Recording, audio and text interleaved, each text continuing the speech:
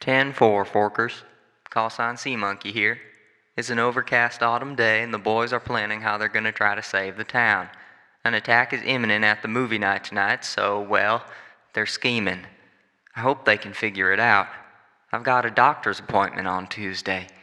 Speaking of which, Dr. Kipchetti thinks they're a bunch of freaks now, which really, I suppose they are. Onward, into strangeness and adventure. Sea Monkey out.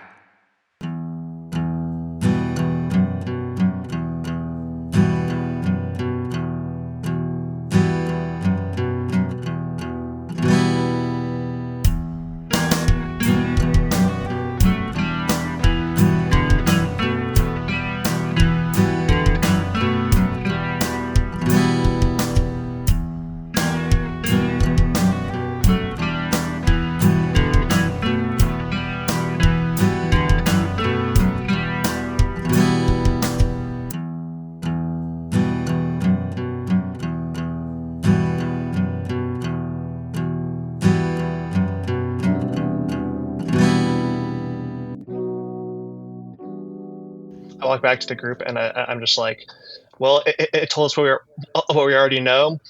Once it feeds, we have to find a way to use its own flesh against it, basically, to pierce it.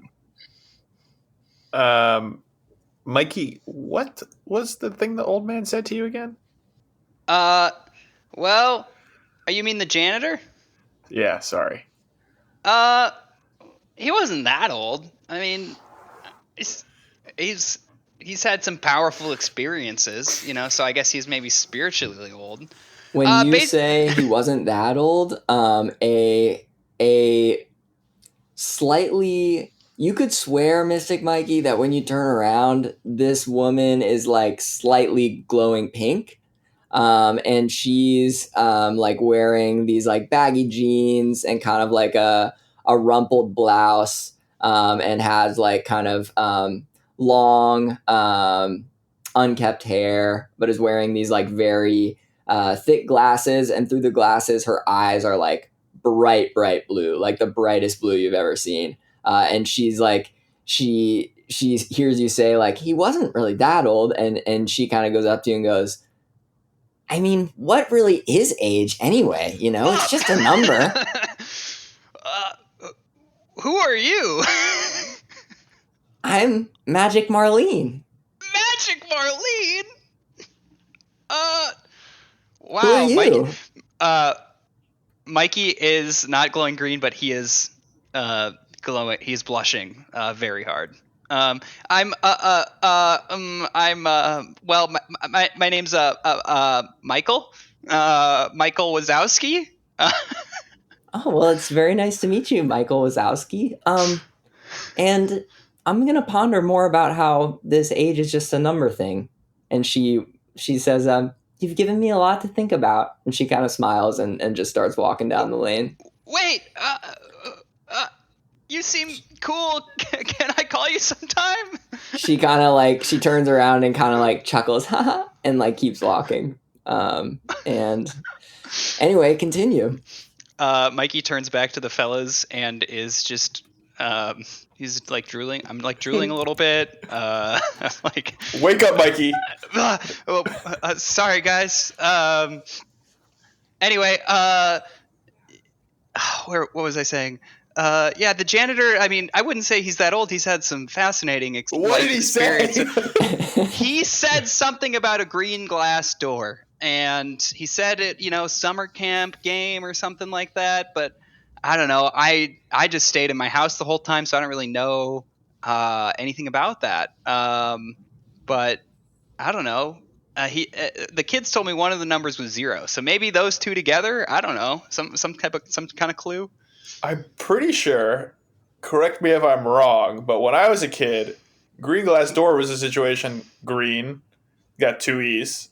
Glass has 2 S's, and door has 2 O's. So I'm thinking maybe if one of the things is 0, the other one's 0. I don't know why they're 0 necessarily, but I don't. Could that be a worthwhile guess?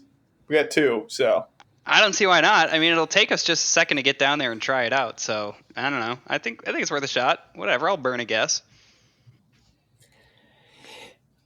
You blink to HQ, Yeah. and you're at the bottom of the locker, and you kind of it is showing 0-0 currently. It looks like no one has ever like this was installed for someone to like find it and try it, but like you don't know if it's like on the right answer or if like no one's used it and it's just like the manufacturer had it 0-0, but it is on 0-0 currently. So do you press the button?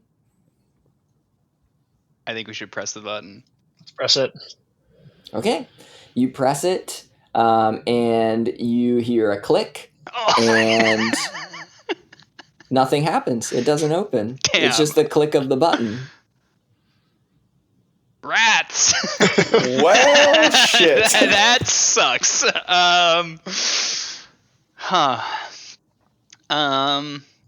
One number is eliminated.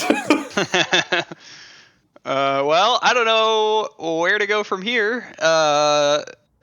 We need to acquire brains somehow, I guess, to sate this thing. Or otherwise disperse this crowd, I suppose, and try to keep this monster at bay for 24 more hours. Unless someone has a miraculous additional answer to the puzzle. I mean, my other guess, I guess, for the puzzle was 04. Just given the alliteration of fine friend. But they all start with an F, I guess, all of the numbers. 47, 59. Yeah. So, in terms of where we are right now, like we know what we need to do. We know where it's going to be. We know what it wants. We know how to hurt it. Right now, the thing we're missing is its own skin. But as Cronoa kind of just told us, we can use its own skin to pierce itself. After it eats, we need to get what it wants to eat. But after it eats, it does get weaker. So maybe, I mean, obviously, it's not like a situation where we could. I don't. Does it have a tail? No, right? No tail. I mean, you haven't seen really, like it was shadowy when you witnessed it. If it had a tail, it would be like small enough that it could be small enough and like I guess not scaly in a way that like it could be hidden, I suppose, because like you didn't see it you didn't see a tail. In my head, for some reason, I'm thinking of like Alien from Alien versus Predator with a sharp tail. So I was thinking that stab it with its own tail. Yeah. But yeah, I'm thinking like, I don't know, like, because I'm not figuring out a way to get in this lockbox, but we do know it can pierce itself. So as long as we trap it, like, can you think of can we think of a way, especially Mikey, we're crunched for time here, but is there Clinton, when Lark starts talking about like does it have a tail, what could we use to pierce it, you remember an interesting detail about like this Cronoa that you saw in this fire versus the ones you've seen in the past, and that was the ones in the past just kind of had this vacant mouth, kind of like I said, like a jack-o'-lantern, just kind of like a rough hewn, just like geometric shape.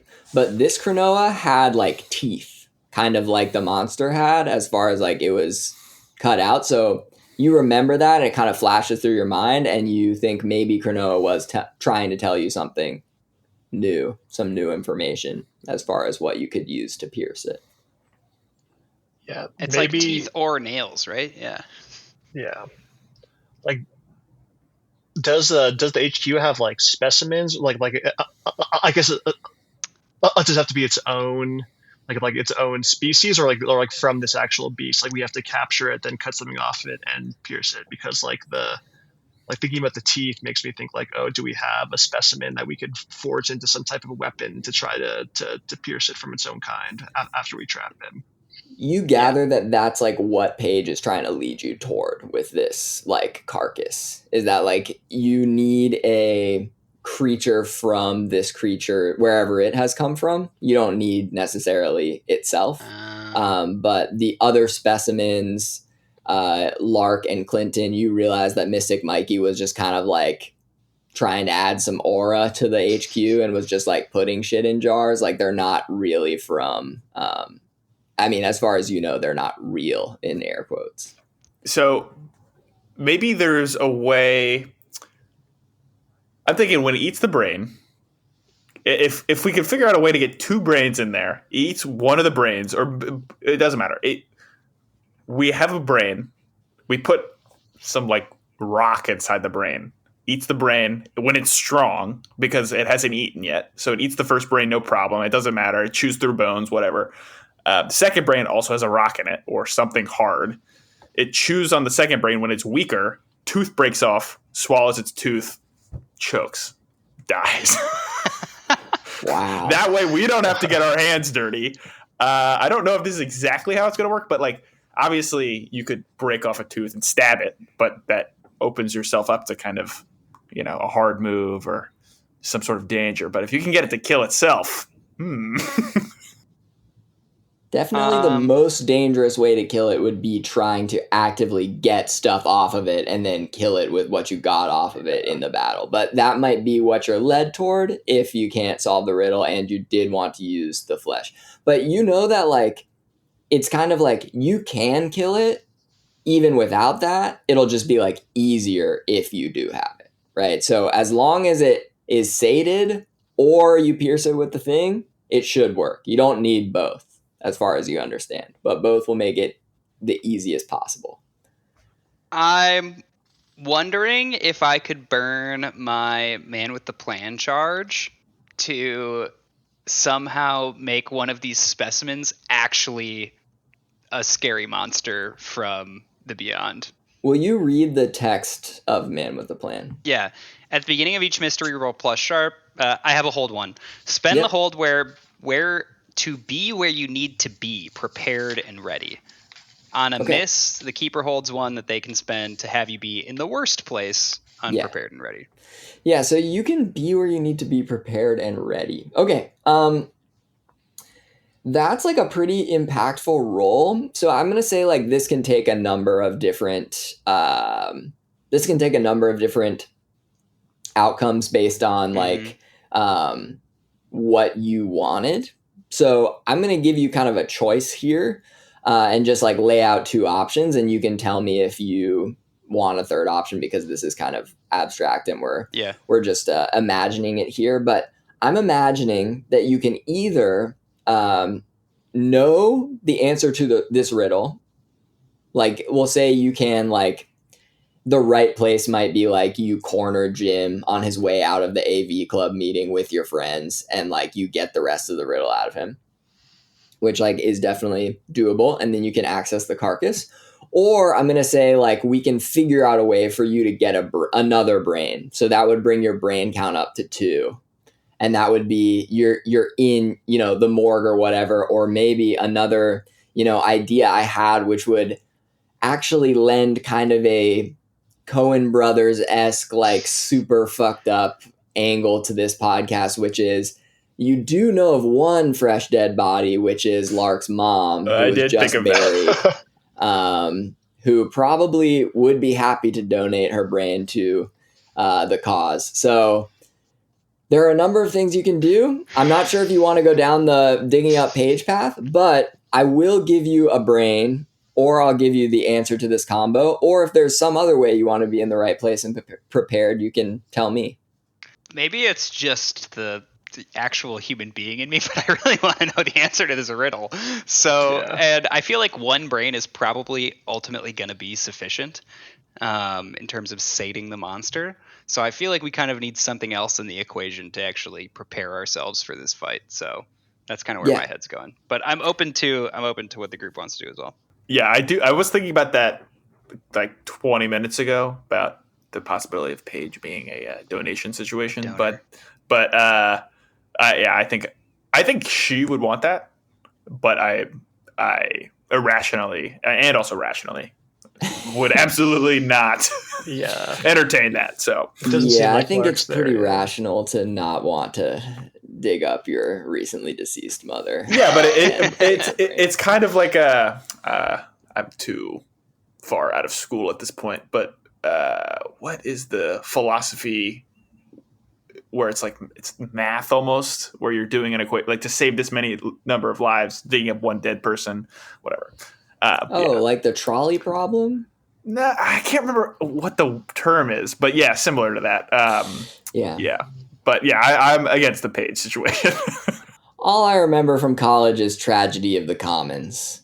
Anyway, so you want to know the answer to this riddle, Mikey? I will say, like, you can be in the place prepared, and that would be in the HQ with the the combination.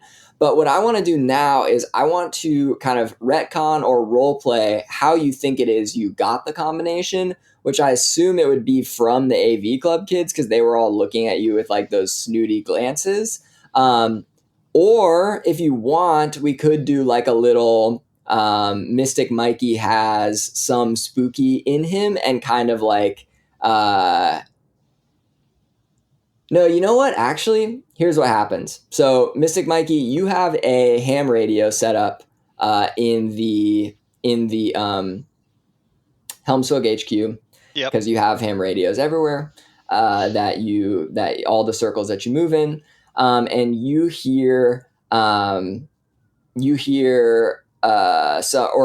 how does anyone just us boys trying to figure out 90s stuff.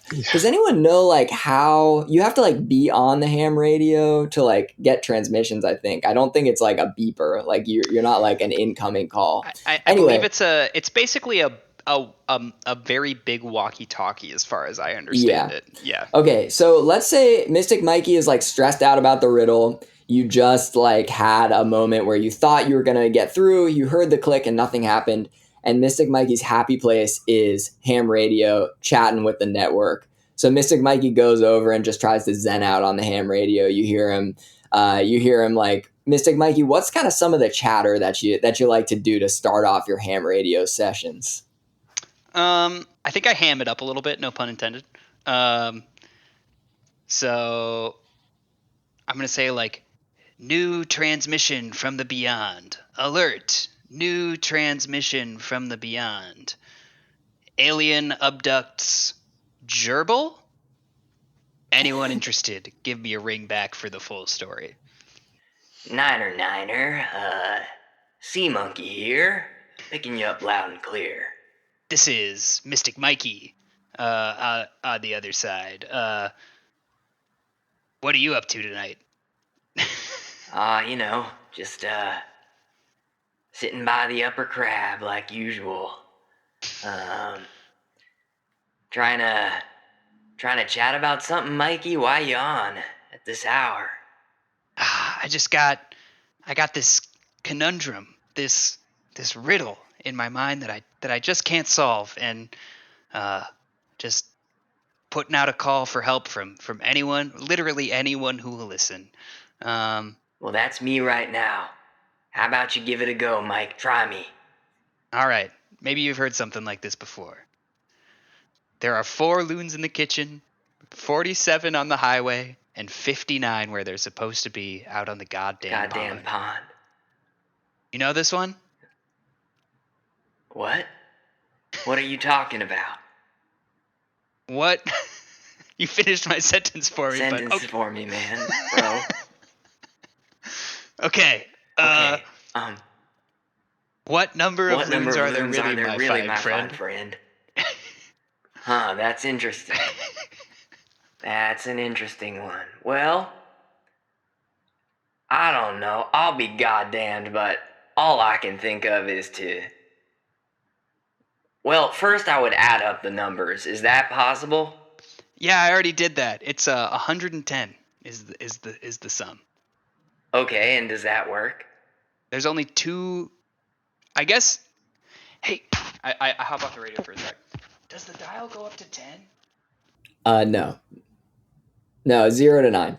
It doesn't work. No. Ah, interesting. Well, I've been in this world a long time, and I've been screwed by the government a whole lot, but Me too, man. I'll tell you what, a simple wit can get you out of a lot of these kinds of situations. So what I would do is just I would just count up the number of words in the last sentence. Let's see, 1, 2, 3, 4, 5, 6, 7, 8, 9, 10. Try 10. Okay. All right, bye. See you, man.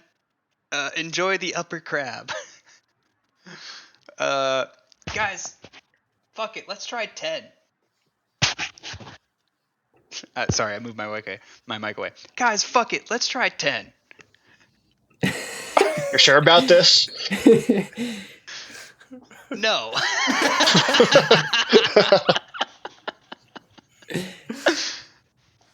Yeah, so what Lark and Clinton just saw, you just saw Mikey like sign on, like put his big headphones on and just go like, "What? You just finished my sentence," and then just kind of like listening enraptured, like, "Oh, okay," and like, "Fuck it, let's try 10."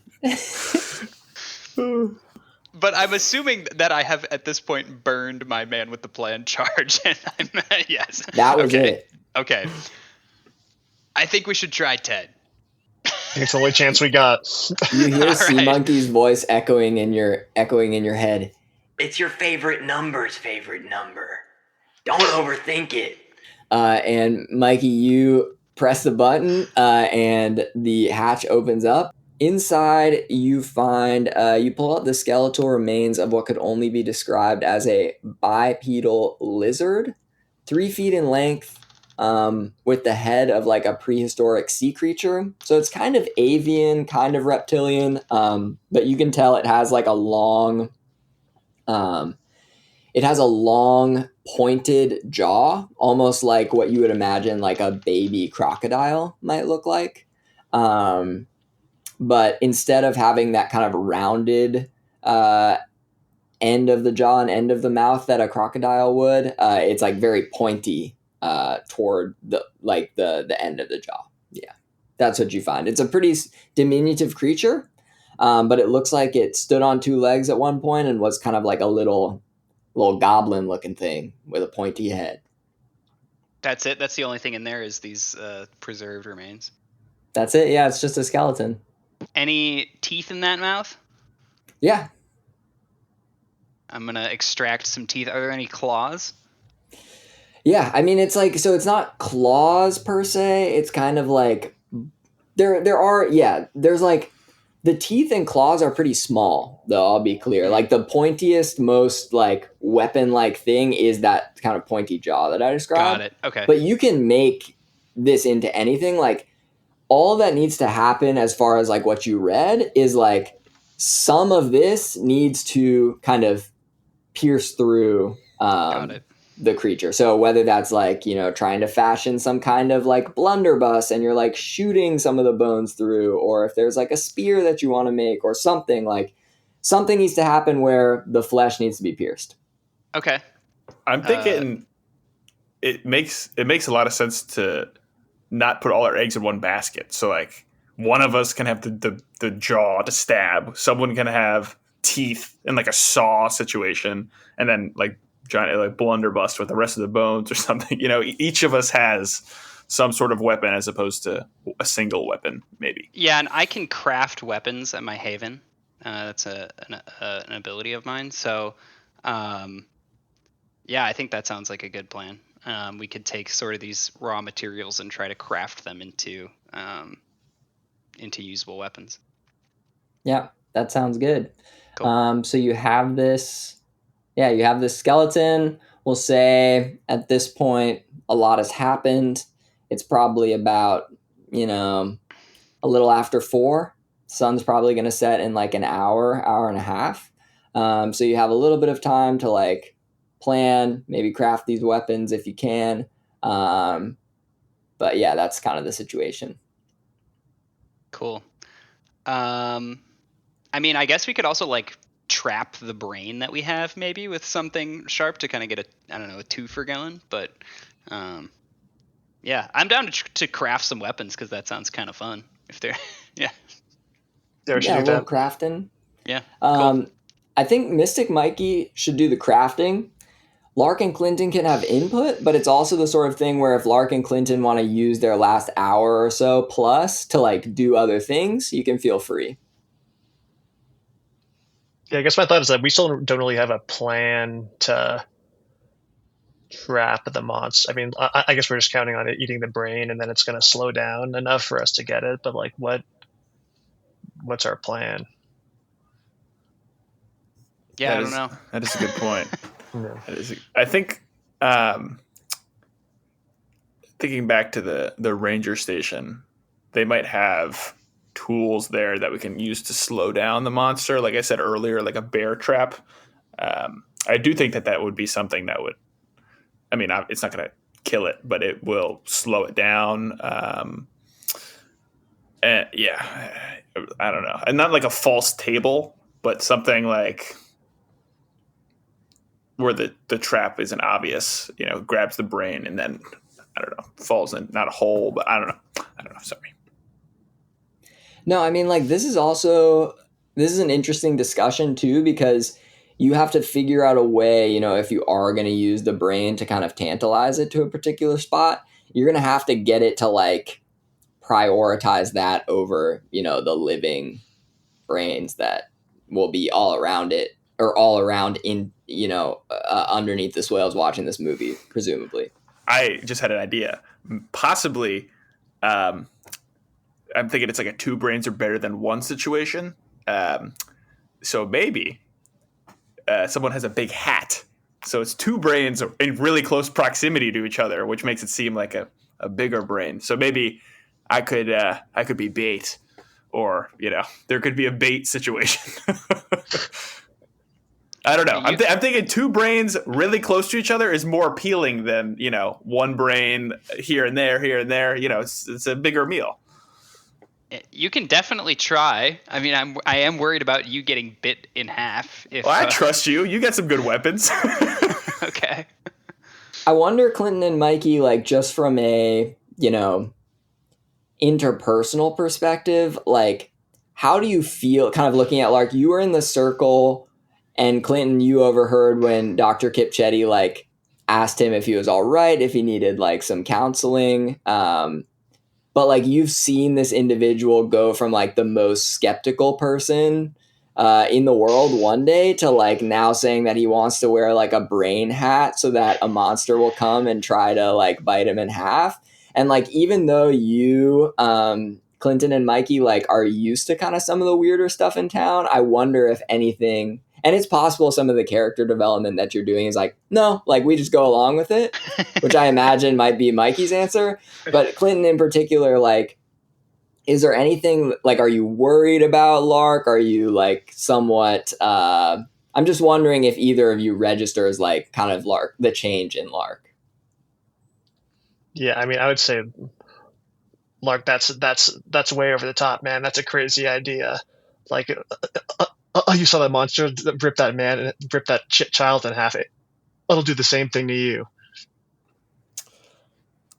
What, you got a better idea? I'm just trying to make this thing enticing. I don't know. We put barbecue sauce on it. I wasn't thinking of anything crazy. I was just going to put a top hat on and hide the brain under there. But it does make sense. I don't want to die, so I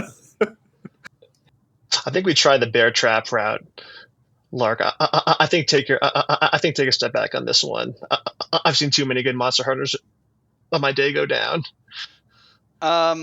So I could use my workshop to build like a trap, like a baited trap. So we could like leverage, a bear trap with a brain at the center.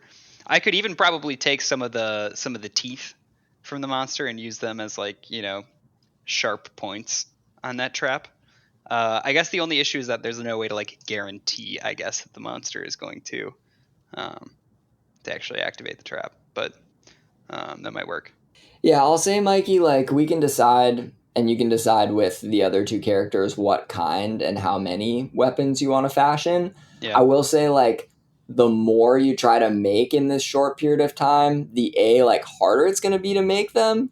And also, like, well, not also. So for that reason, like you could like the complexity will also vary with that number. So for instance, Sure. like I'm gonna have you, I guess, roll. I would like to hear what your ability with the Haven does. Maybe it's not roll, but even if it's not, like if you're trying to make 4 weapons in an hour, I'll like limit how powerful they'll be. So there's a system of tags in this game where it's like loud, messy, and then like the amount of damage. And so we'll probably give it like for every another weapon you want to make, like if you try to make 2 weapons, you could probably make 2 pretty good weapons, but if you try to make 5, like you could make 5 really bad weapons, for instance. So y'all should decide that now, and then we can ask, or we can see like Clinton and Lark if you want to go somewhere else and like talk to the sheriff or talk to the forest ranger. You could do that. I think what I would like to try to do is make this trap system. That seems somewhat complex.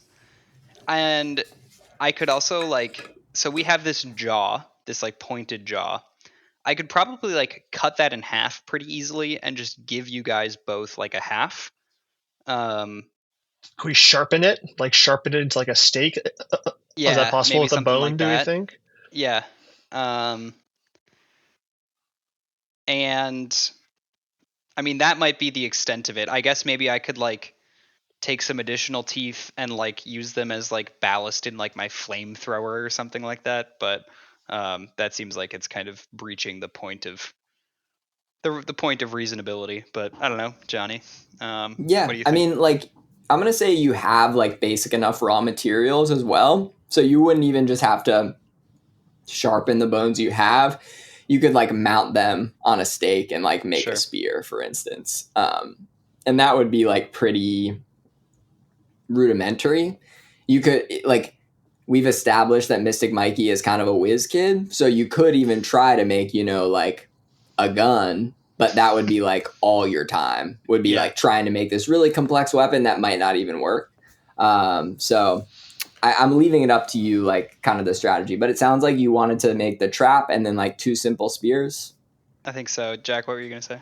I was gonna say, in my description, I do have a 38, so I'm thinking maybe you could just additionally just make like 1 or 2 bullets out of the teeth, like because I have casings, and in the casing you got the primer and the gunpowder and the gun that explodes and shoots out the bullet out of the casing. Yeah. So like if it's just the same shape, and I'm assuming because it's a monster bone, I'm assuming it's hard. So maybe I could just get a couple bullets, because that's not like anything that's really technical or crazy. I don't know.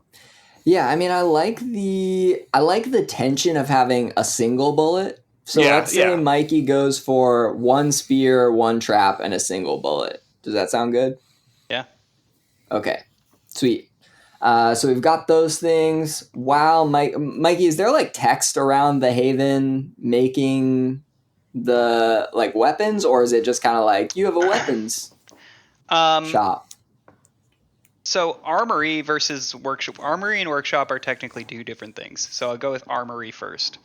Armory, you have a stockpile of mystical and rare monster-killing weapons and items. Okay, so armory actually just pull existing things out of the armory. If I need a special weapon, roll plus weird. On a 10 plus, I have it, and plenty if that matters. On a 7 to 9, I have it, but only the minimum. On a miss, I've got the wrong thing. Workshop, you have a space for building and repairing guns, cars, and other gadgets. Work out with the keeper how long any repair or construction will take, and if you need extra supplies or help. Yeah, I mean, that's going to work. You have the supplies you need, and I don't think any of these things are like all that technical. What I want to do is I want you to, Mystic Mikey, roll right now just for the bullet, and don't tell what the number is. Modifier?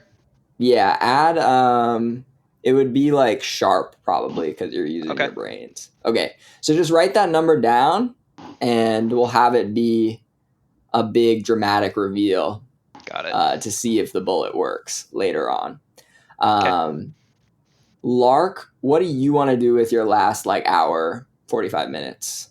Well, I think I need to go back to my house, get my gun, and then I'm just still thinking about how to make this brain more enticing than every other brain, because we have one, and then the rest of the crowd has hundreds. Obviously, it's one at a time, but I'm just trying to figure out how we get this specific brain to be the most interesting to the creature. And I don't have that answer yet. While you're kind of walking through your house and pondering how to make this brain more enticing, you notice a figurine that you keep on your kind of like mantle. It's something from your childhood. What do you think it is? Is it like an action figure? Is it a decoy? Did you like always love birds?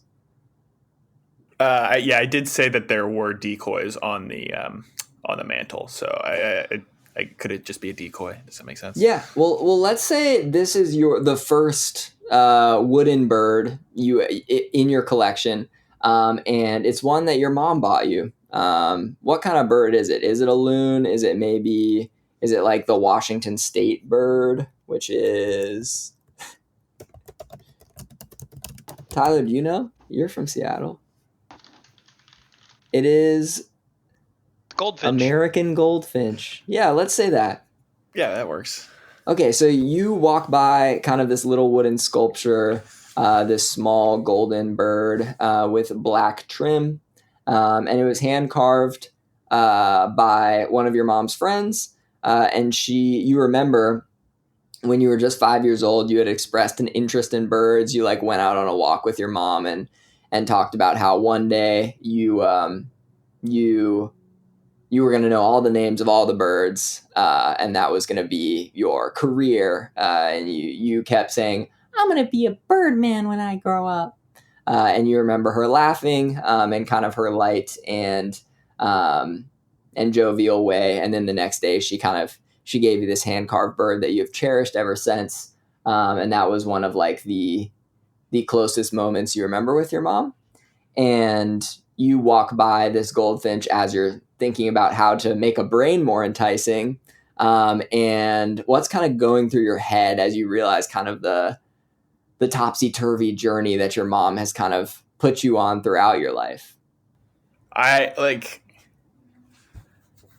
We just talked about how I've kind of made a flip, and I don't know exactly that it's a flip. I'm trying to operate rationally here. I'm trying to I'm just trying to find the right answer and do the right thing and trying to figure out the best way to do that. But at the same time, like it's not that I'm like slipping away or losing myself or anything, but it is nice that I'm kind of being invigorated to some extent by her spirit. And I haven't really, it's not that I haven't thought about her since their funeral, but I've felt her since then. And I am happy to be doing this more so now than I was at the start. But I do wish you could be here to see it. And I'm feeling conflicted about the fact that, I'm feeling this way in the first place because, like I said, like this is not exactly my cup of tea. I'm just trying to do my job here, and I haven't done any of that the past couple of days. So, I guess I'm feeling invigorated by her spirit, even though I'm a little bit confused, and I'm just trying to help not have everyone die tonight. Yeah, you kind of smile at the little decoy as you walk out the door, continue pondering what to do with this brain, the single brain in a jar that Mystic Mikey produced a few episodes ago. Clinton, what do you want to do kind of with your last hour here? Is there anything? Did you want to talk to anyone or like set anything up, or are you just kind of going to wait it out? Yeah.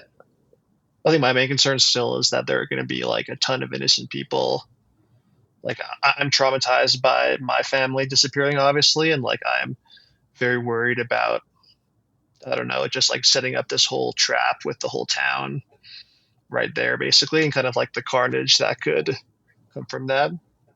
Clark, go ahead. Sorry. I just remembered your idea because you said that. I think a way to make the brain enticing would be to do what you said at the beginning of the episode, which would make everyone flee. Because like what we know the monster's coming, and when the monster comes, because everyone's there and everyone flees, the one thing that's not going to be moving, the easiest target, the only thing that's going to be stationary would be the stationary brain. So maybe it'll be like,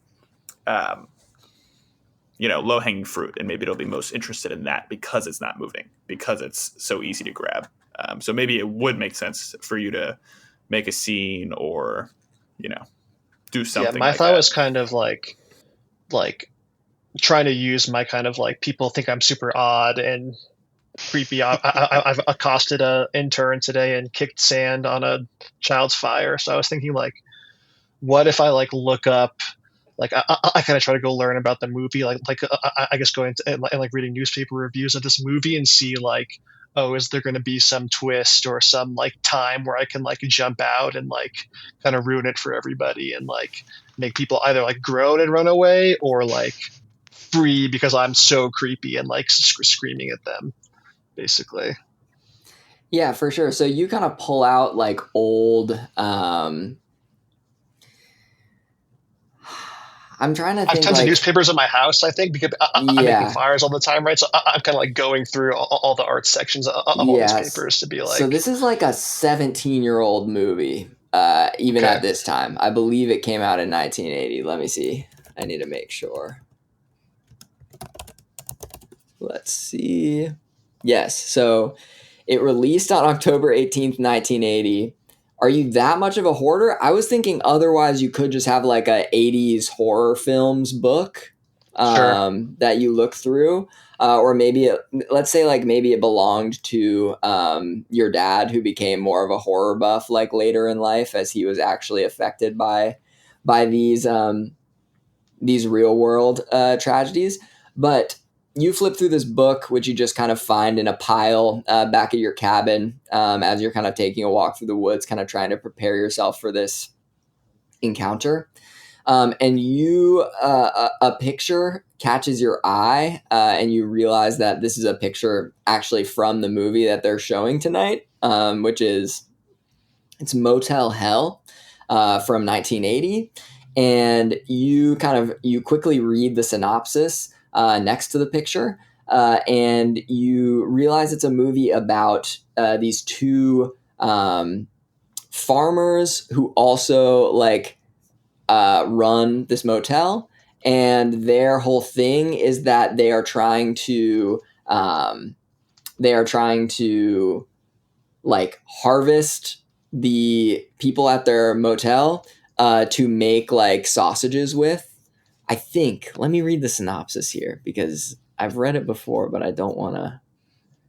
Yeah, it's a meat entrepreneur. Okay, so the plot follows farmer, butcher, motel manager, and meat entrepreneur Vincent Smith, who traps travelers and harvests them for his human sausages. That's what you kind of read. And then the picture, which caught your eye initially, is a man in a pig mask holding a chainsaw. And that's like a famous scene from this film. And so you obviously get the bright idea instantly that if you were to kind of like walk out into the crowd with a pig mask on, particularly during that big moment, that it would cause like an absolute stir. You also have seen like the iconography for the movie around town, and you kind of connect that. So that maybe it would even have some kind of effect before the pig mask scene, because that happens like a little later on in the film, and you're kind of worried that the monster might get there before that, but you can't control that. So that's what you have from your research. Great. I mean, I think I'm kind of picturing that this is like a projector, right? Like kind of with like a floppy, whatever piece of cloth coming down. So I think like Exactly. I'm kind of like percolating. Like I am just gonna like kind of early on, just kind of like pop through the back. Like I probably not with a chainsaw, but just to kind of like pierce through it somehow and kind of try to like ruin this night for people enough for them to go home, basically.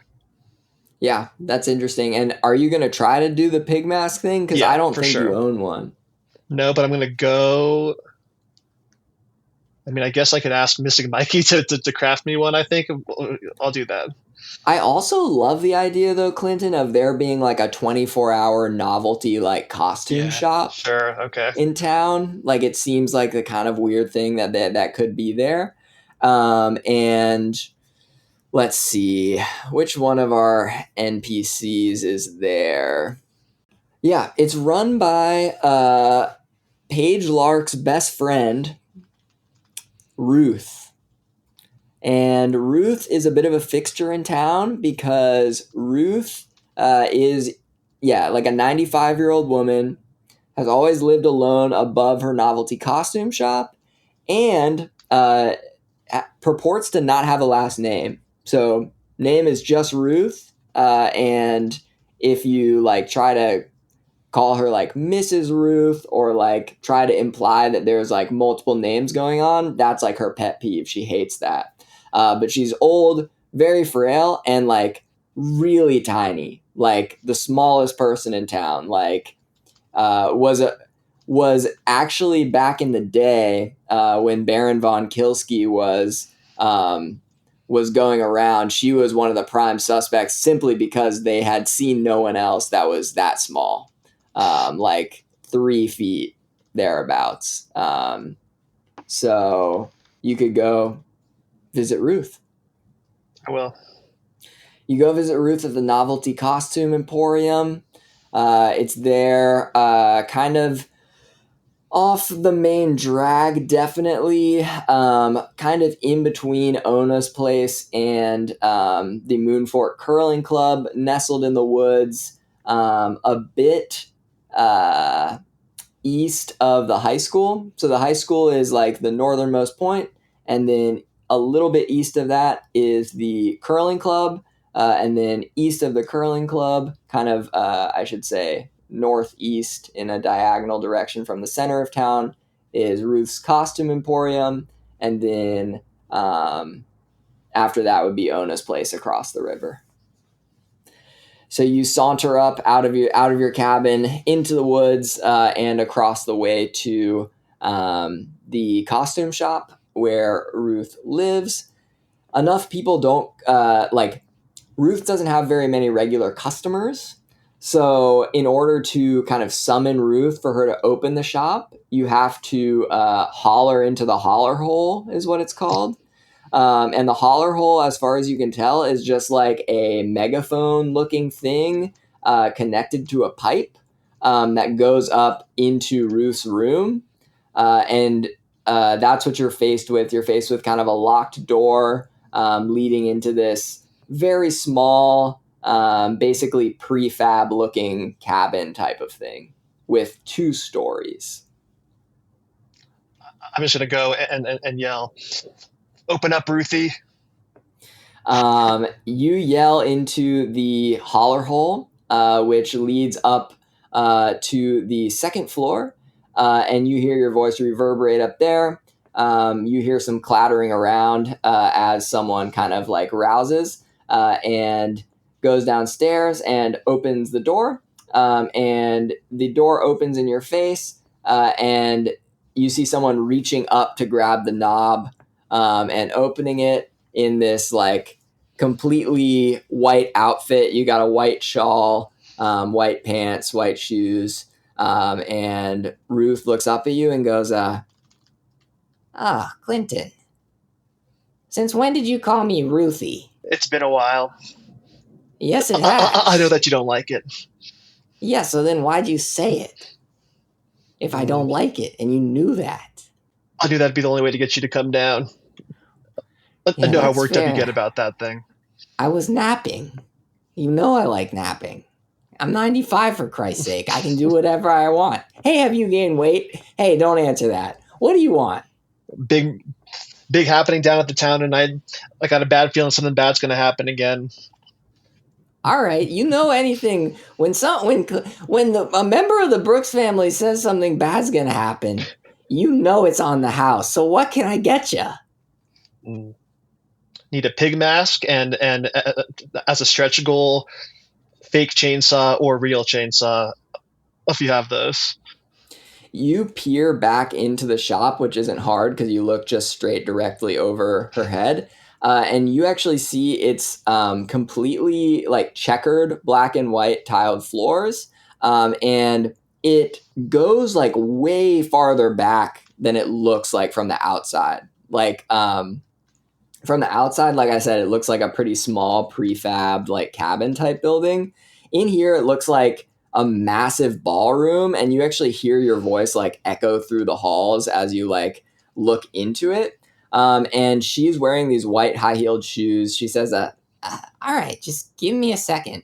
And you swear,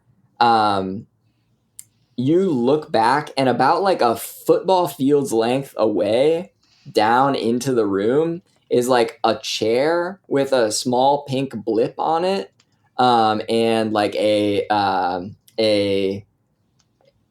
what looks to be, and your eyes aren't what they used to be, but a chainsaw sitting at the base of the chair. There's nothing else in this place. It's just a cavernous checkered floor with a pig's mask sitting on a chair, and she like so painfully slowly like clacks off into the distance, and for just like what seems like 15 minutes like fetches this outfit and is clacking back to you. Meanwhile, Mystic Mikey is fashioning the weapons. Lark is thinking about what to do with the brain. Unbeknownst to him, Clinton is already kind of deciding that.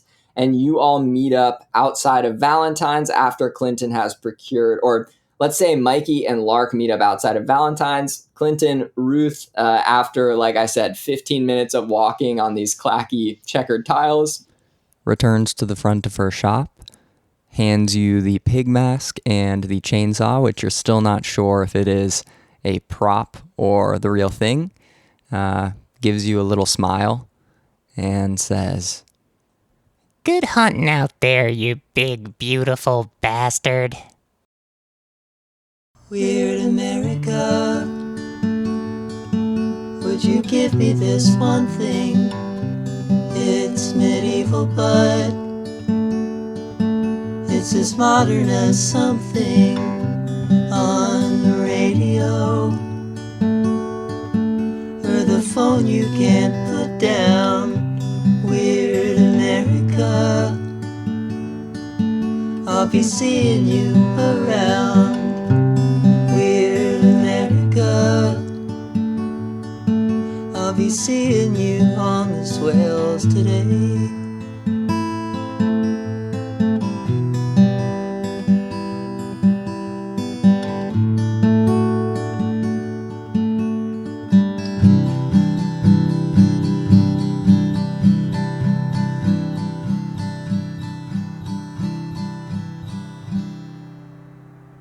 Soil Day Radio. For a community of weirdos built on words. Find out more at soildayradio.com.